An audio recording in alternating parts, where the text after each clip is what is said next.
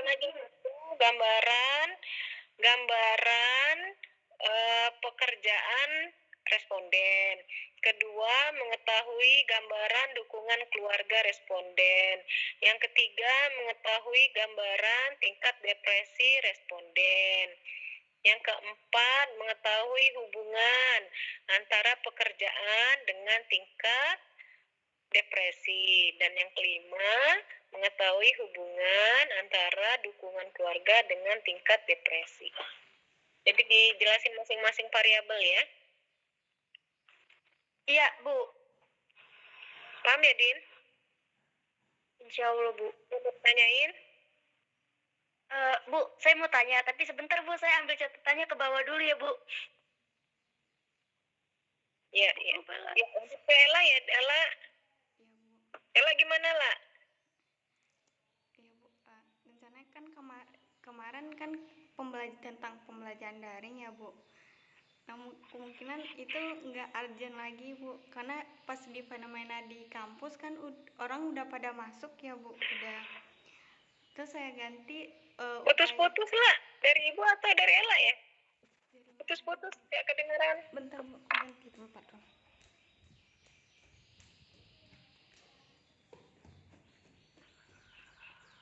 Kedengaran nggak, Bu? Ya, coba. Gimana, lah? Nah, masalah sekarang saya rencana mau ngangkat tentang upaya pencegahan COVID, Bu, terhadap siswa. Mau melihat kan sekarang udah pada masuk ya, Bu. Kemungkinan tingkat kasus COVID ini kemungkinan meningkat, Bu, karena udah ada interaksi, Bu. Putus-putus ya, lah. Putus lah, putus-putus.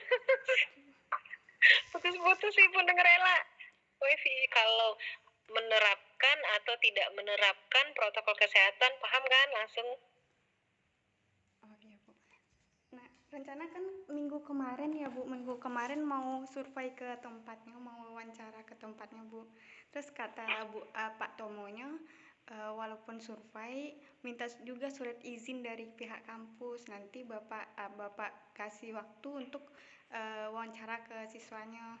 Nah, kemarin baru minta surat izin, Bu, ke Pak Wahyu baru masuk surat izinnya ke MTS, Bu. Besoknya mau survei gitu, Bu. Nah, jadi untuk studi pendahuluan ya, aduh saya lupa ya, Dinda tadi studi pendahuluan beda sama tempat yang akan diteliti ya. Maksudnya, Bu? Halo, Din. Iya, Bu. Halo, Din. Itu yang Desa Sukaraja itu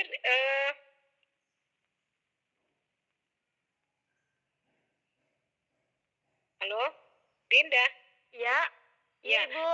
Sukaraja itu ada beberapa desa di sana selain Desa Sukaraja. Maksudnya sekecamatan ada berapa desa gitu, Bu? Saya nggak apa. Lebih dari 5 sih, Bu, kalau nggak salah ingat. Oh, lebih dari 5 desa ya? Lebih dari 5 ya.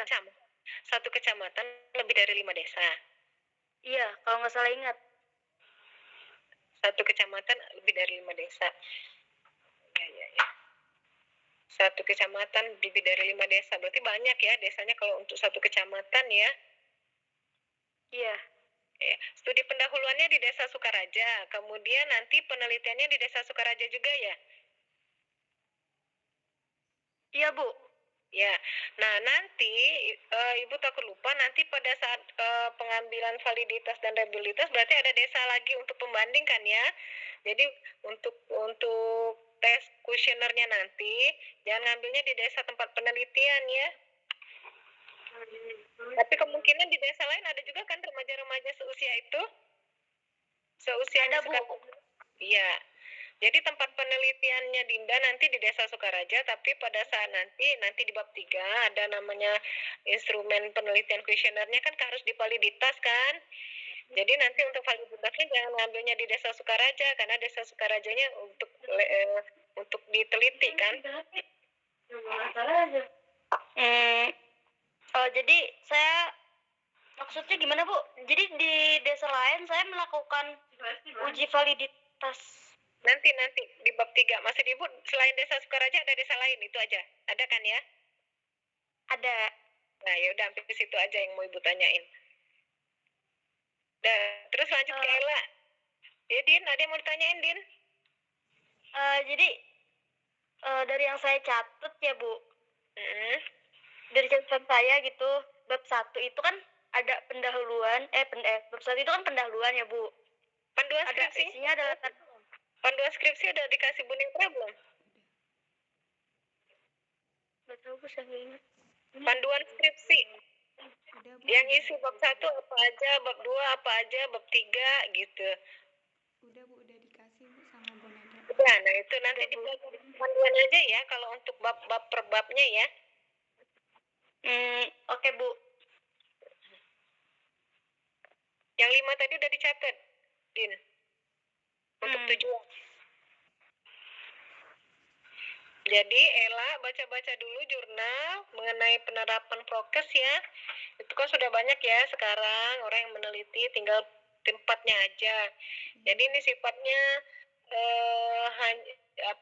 lokasinya ya, apakah di lokasi tersebut penerapan protokol kesehatannya sudah baik atau belum, udah patuh atau tidak gitu ya. Jadi sifatnya hanya gambaran lah.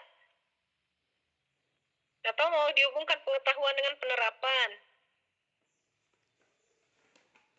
Hubungan pengetahuan COVID dengan penerapan protokol kesehatan pada anak siswa. Jadi ada 2 variabel nih sebenarnya memang dari 10 yang Ella tanyakan ini 6 pertanyaan tentang pengetahuan, 4 pertanyaan tentang pencegahan atau tentang penerapan prokes. Jadi ada bisa hubungan atau gambaran. Hubungan pengetahuan dengan penerapan prokes. Gambaran. Yang ini kan Itu aja ya, Lo? Iya Bu.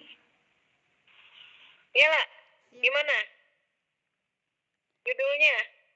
Kalau Ibu lihat dari 10 pertanyaan studi pendahuluan yang mau Ella tanyakan kepada siswa, ini 6 pertanyaan tentang pengetahuan COVID, 4 pertanyaan tentang penerapan prokes.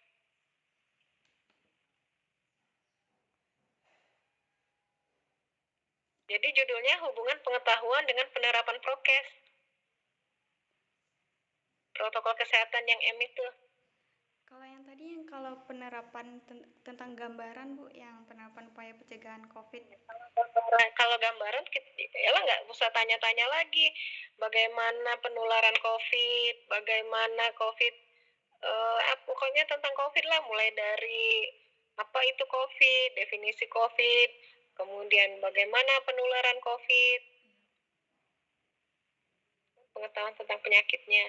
Tapi kalau penerapannya aja cukup 5M yang sekarang yang itu tetepin dulu referensinya apa yang dipakai untuk penerapan prokes menurut Menkes, menurut apa ya yang sekarang ditetapin oleh Satgas Covid itu berapa M ya lah. Iya Bu.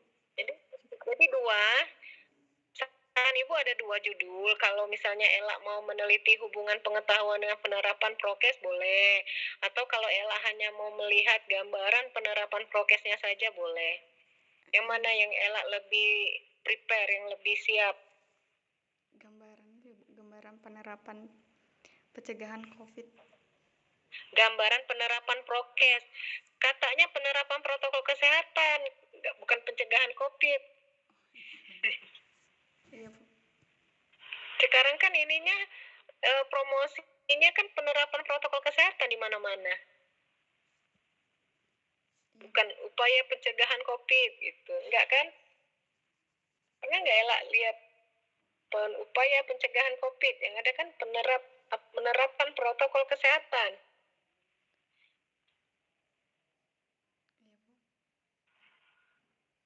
Yang gambaran aja.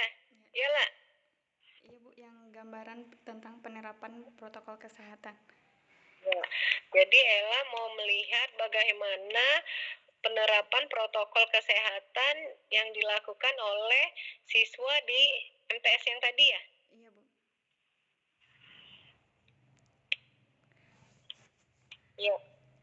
Nanti Ella cari referensi itu ya buat latar belakangnya, kemudian tujuannya. Jadi kalau dalam gambaran penerapan protokol kesehatannya itu misalnya yang pertama, apakah Anda menggunakan masker? Yang ditanyakan misalnya tidak, yang kedua kadang-kadang, yang ketiga selalu. Nah, jadi nanti kelihatan tuh penerapannya dari pertanyaan itu. Atau pakai tingkat kepatuhan penerapan protokol kesehatan aja ya. Apakah tingkat patuhnya Ella? Iya lumayan. Sayang ya. Tuh ada saran dari Bu Teti. Nggak kedengar. Ella. Iya Bu, nggak kedengar. Pengetahuan dengan pengetahuan tentang COVID ya. Sayang nih udah nanya. Sebenarnya Ella kan sudah paham nih tadi dari 10 pertanyaan kan 6-nya Ella nanya tentang pengetahuan tentang COVID ya sama siswanya. Udah bener nih, udah 10 pertanyaan ini Ella tanyain untuk studi pendahuluan. Jadi untuk ada pengetahuannya, ada penerapan prokesnya. Jadi sebaiknya pakai hubungan aja ya lah. Jadi ditambahin dengan bivariat. Jadi dapat ininya. Tapi penerapan prokes itu tetap Ibu, tetap di. Tetap.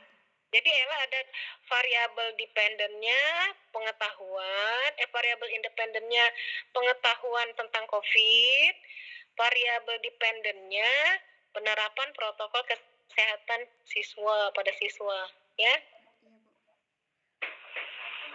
Iya, tadi kan baru ini pendahuluannya ada 6. Jadi banyak kan tentang pengetahuan COVID, nanti definisinya. Udah banyak lah pengetahuan tentang COVID di jurnal-jurnal, nanti Ella pelajari aja ya. Iya Bu. Pertanyaan untuk pengetahuan itu apa aja?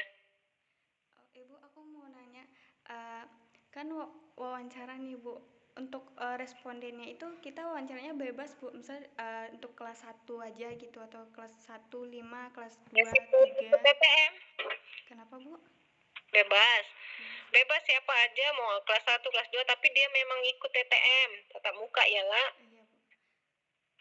Kemarin sih kata Bapak Utomo ya, mau ngambil sampel berapa, kalau ngambil semua populasi banyak mahasiswanya kata. Iya, nanti kita hitung sampel, tapi untuk yang studi pendahuluan nih 10 aja dulu. Iya Bu. 10 orang. Tanya 10 orang. Iya baik Bu. Semenjak TTM ada yang kasus COVID nggak? Belum Bu, aku belum ini ke siswanya, belum nanya ke siswanya kok. Nggak, dari sekolahnya ada muncul kasus COVID nggak? TTM kan udah jalan berapa bulan nih? Kayaknya udah 2 bulan ya, atau sebulan? Belum sih Bu, aku belum nanya ke ini.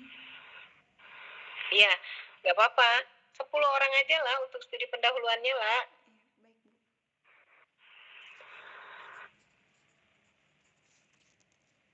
Iya Bu. Nanti pada saat kita mau meneliti baru nanti kita hitung sampel. Memang sampelnya banyak kan, tapi kan nggak semuanya kita nanti ambil. Iya Bu. Udah sih Bu. Gitu ya lah. Iya Bu. Jadi judulnya Ella, hubungan pengetahuan tentang COVID-19 dengan penerapan protokol kesehatan pada siswa MTS ya? Iya Bu, COVID-19. Pada siswa MTS ya lah? Iya Bu. Hubungan. Iya, pada siswa MTS. MTS apa tadi lah? MTS.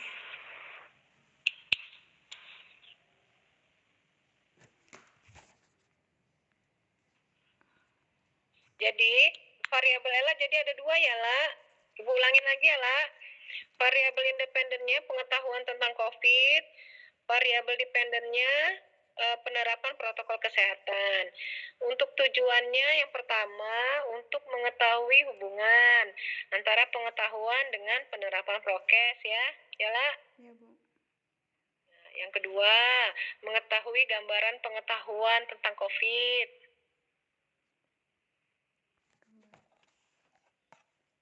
Kamu nyatet apa? Iya Bu. Menyatet ya? Iya Bu. Ya. Gambar. Yang ketiga, mengetahui gambaran tentang penerapan prokes. Jadi ada 3 tujuannya.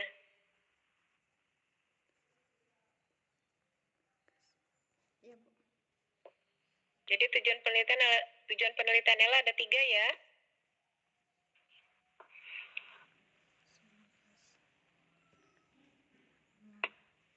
Oke, ada yang mau tanyain lah. Jadi Ella sudah mulai cari referensi tentang penerapan prokes sama tentang COVID ya lah. Mungkin udah banyak lah ya, udah hampir setahun banyak yang pasti udah meneliti ini lah ya. Ini kan juga masih termasuk yang urgent ya. Apalagi sekarang sudah tatap muka. Jadi udah pas lah untuk diteliti. Iya Bu. Udah sih Bu. Halo? Iya Bu. Ella ada yang mau tanyain? Udah paham belum? Udah Bu. Udah paham ya? Silakan bikin bab 1 ya lah. Bab 1 latar belakang sama juga dengan Dinda. Bikin udah judulnya udah ketemu, masalahnya udah ketemu, bikin bab 1 latar belakang, perumusan masalah, tujuan penelitian, tambahkan dengan manfaat penelitian ya. Ikut skripsi ya.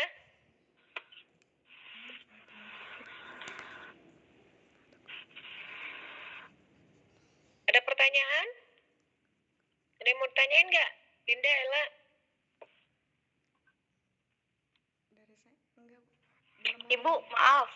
Untuk tadi nggak kecatat Bu, untuk variabel Dinda tadi apa ya Bu?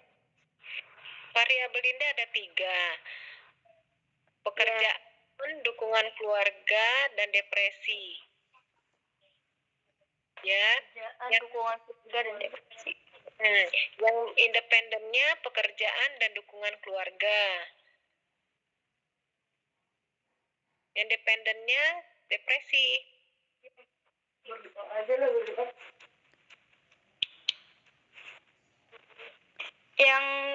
Yang dependennya pekerjaan dan dukungan keluarga. Independen. Iya, independennya pekerjaan dan dukungan keluarga. Dependennya depresi, gitu Bu. Tingkat depresi. Iya.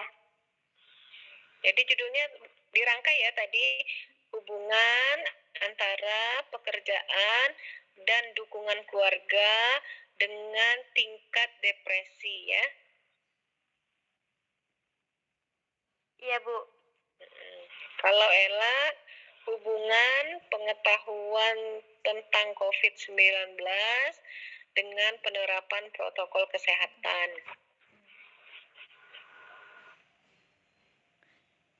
Ibu, aku mau nanya, kalau sekali ke MTS itu harus perlu surat izin atau enggak Bu?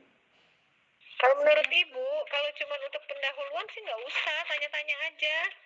Pilih aja 10 orang, nggak usah surat-surat izin. Kalau menurut Ibu ya, kalau untuk studi pendahuluan saya cuma mau lihat fenomena aja gitu.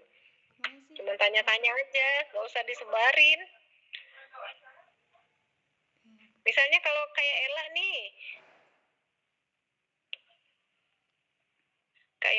tanya misalnya sering maskernya selalu dipakai atau kadang-kadang dilepas gitu, nanyanya tahu nggak tentang definisi COVID-19 itu apa gitu. Sebenarnya cukup 2 pertanyaan juga nggak apa-apa, misalnya atau 3 pertanyaan atau 5, 10 terlalu banyak lah, 5 aja. Yang pertama, kalau setelah 5M lah, kaitannya dengan 5M. Kalau di sekolah masih menjaga jarak nggak dengan teman-teman, gitu kan? 5M yang kedua, misalnya sebelum makan mencuci tangan dulu nggak? Atau sering mencuci tangan kan? Yang ketiga, misalnya maskernya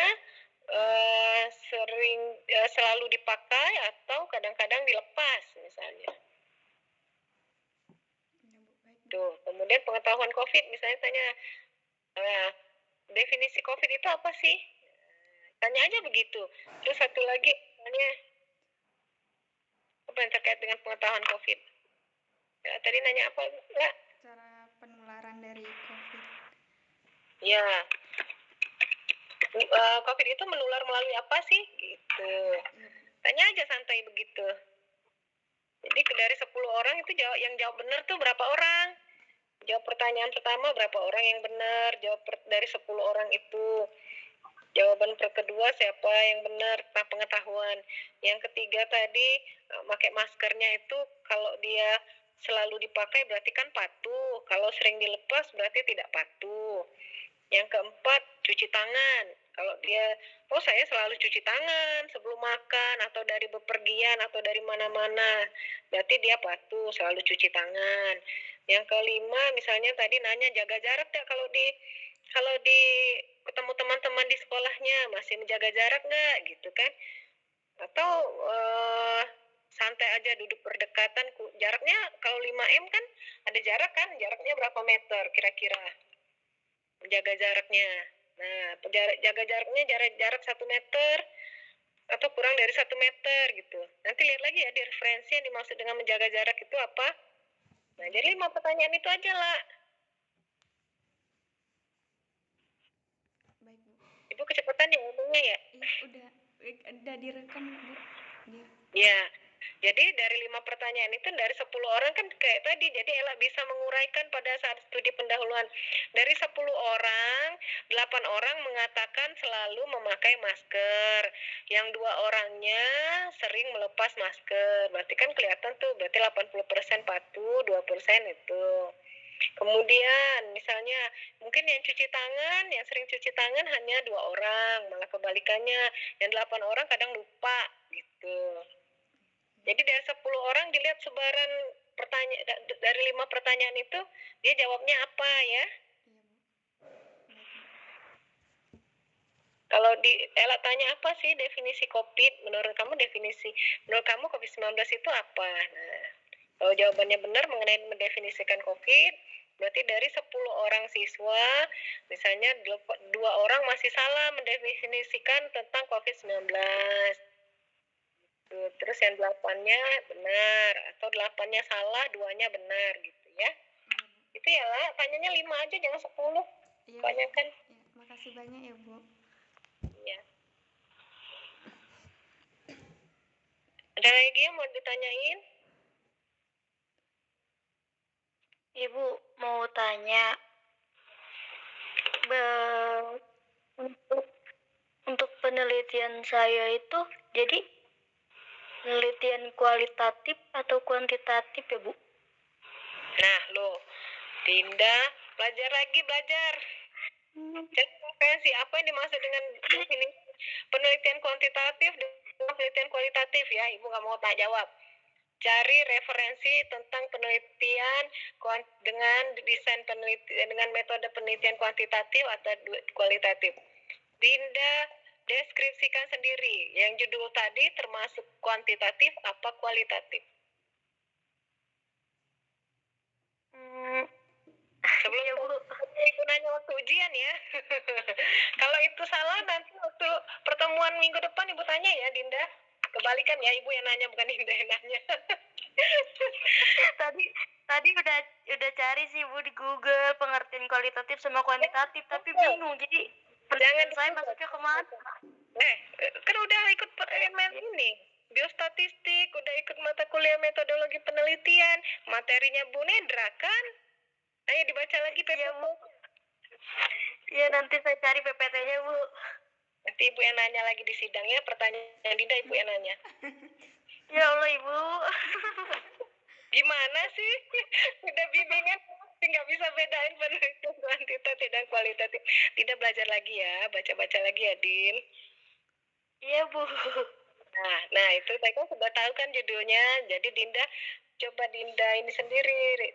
Saya ini berarti penelitiannya termasuk ini. Mengapa? Karena ini ya. Gitu ya, Din, cara belajar, Bu. Dinda sudah punya judul. Kemudian Dinda pelajari definisi penelitian kuantitatif sama penelitian kualitatif. Dari judul ini, saya ini berarti penelitiannya masuk ke penelitian ini karena ini gitu ya. Ya. Ibu mau tanya. Untuk bab 1 pendahuluan itu latar belakangnya. Isi dari latar belakang itu cukup dari kutipan setiap definisi atau ada kasusnya juga, Bu? Ya kasusnya itu namanya fakta atau data. Iya, maksudnya. Jadi maksud saya tuh isi dari latar belakangnya itu cukup kutipan jurnal aja atau gimana, Bu? Cukup kutipan jurnal, bisa dari kutipan jurnal kalau mengutip dari jurnal, bisa dari hasil analisis atau data dari misalnya survei-survei nasional atau dari WHO atau dari Menkes atau dari Satgas Covid, masuklah ke situ, dikutip juga dari website resmi boleh, website resmi pemerintah, website Covid, Dinda bukan Covid ya? Depresi. Halo Din, misalnya dari website BKKBN atau dari survei demografi SDKI atau survei dari Riskesdas, Riset Kesehatan Dasar. Masuk semua, harus berdasarkan referensi ya. Bu. Terus nanti referensinya. Pada setiap akhir paragraf atau awal paragraf, jangan lupa kutipannya. Ngambil datanya dari jurnal atau dari mana, dari website, tuliskan websitenya. Kalau di jurnal, tuliskan namanya, nama penulisnya, nama tahunnya.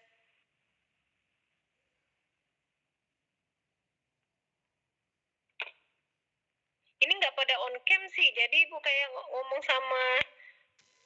sama apa tuh?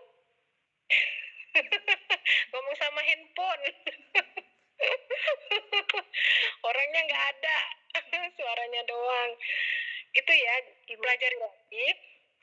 Skripsi yang ada di perpus itu dipelajari ya, polanya, pola penulisan latar belakang ya.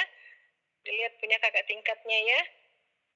Kalau sudah latar belakang udah sering ke perpus ya, lihat pola cara membuat skripsi itu gimana polanya ya. Kalau masih bingung membaca panduan skripsi, Baik, Bu. ada lagi? Ya, udah paham? Sudah, Bu. Ya, udah coba ya bikin bab 1 ya. Kalau masih bingung ke perpustakaan, coba dibaca skripsi milik kakak tingkatnya. Bagaimana merunut bab 1, menuliskan rumusan masalah, merumuskan tujuan penelitian, menuliskan tujuan penelitian ya. Lihat skripsi yang ada di perpustakaan, baca ya. Untuk untuk menjadi referensinya ya. Jangan lupa setiap habis ngedownload atau referensinya itu ditulis ya, mulai dikumpul-kumpulin ya. Nanti kan dari bab 1 lanjut ke bab 2. Iya, Bu. Oke, ada pertanyaan? Kalau nggak ada, Ibu pamit. Ibu, kalau untuk konsultasinya dalam seminggu itu Ibu bisanya berapa Putus-putus tapi ngomong elak ya. Kalau untuk konsultasi bimbingan Ibu dalam seminggu tuh Ibu bisanya berapa seminggu kali? Sekali aja. Sekali seminggu. Kalian coba dulu dibikin dulu, belajar dulu ya, skripsinya dipelajari, disuruh bikin ya. Nanti kalau sudah selesai bab 1-nya baru ngadep Ibu ya, baru konsul lagi. Baik, Bu. Ya, kalau kalian sudah siap bab 1-nya baru nanti ketemu Ibu lagi. Jadi bukan nentukan harus minggu depan harus ketemu lagi bab 1, enggak ya. Kalau kalian sudah siap bab 1-nya, silakan hubungin Ibu lagi, kita diskusi lagi ya. Iya, Bu. Sesuai ini kan ya, Bu, panduan proposal dan skripsi. Iya, untuk panduannya kan udah dikasih Bu Nedra ya, panduan skripsi. Iya, Bu. Silakan mengacu pada panduan skripsi yang sudah diberikan Bu Nedra. Kalau kalian masih bingung yang di panduan skripsi, kalian lihat yang skripsi kakak tingkatnya yang tahun terbaru lah ya, jangan tahun-tahun 10 tahun yang lalu, lain lagi. tahun terbaru, misalnya baru yang tahun kemarin, kan itu biasanya masih polanya sama panduannya gitu. Dari yang terbaru ya. Udah mulai rajin-rajin ke perpustakaan ya, melihat referensi, lihat skripsi kakak tingkatnya untuk melihat pola. Yang dilihat pola ya, bukan isinya. Pola kutipan, pola runut dari paragraf 1 sampai terakhir pada latar belakang ya. Ya, Bu. Baik, Ibu pamit. Ibu, Ya, Dinda. kan ada rumusan masalah ya, Bu. Maksud dari rumusan masalah itu pertanyaan-pertanyaan yang kita berikan kepada responden.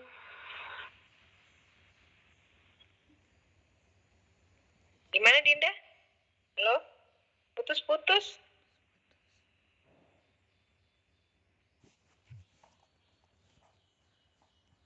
Putus-putus, Dinda. Bikin aja dulu. Nanti kalau sudah selesai, kalau sudah siap baru Ibu koreksi. Bikin aja dulu ya. Kan semua teorinya udah disampaikan di mata kuliah metodologi penelitian.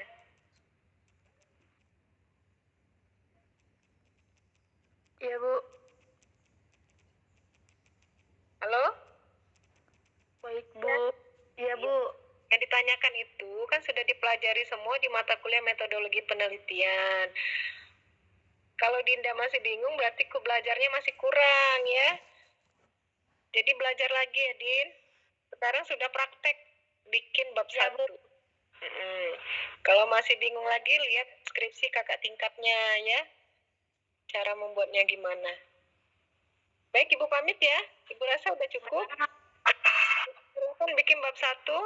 Kalau sudah siap silakan hubungi Ibu lagi ya. Dinda sama Ella ya. Iya, Bu. Judulnya udah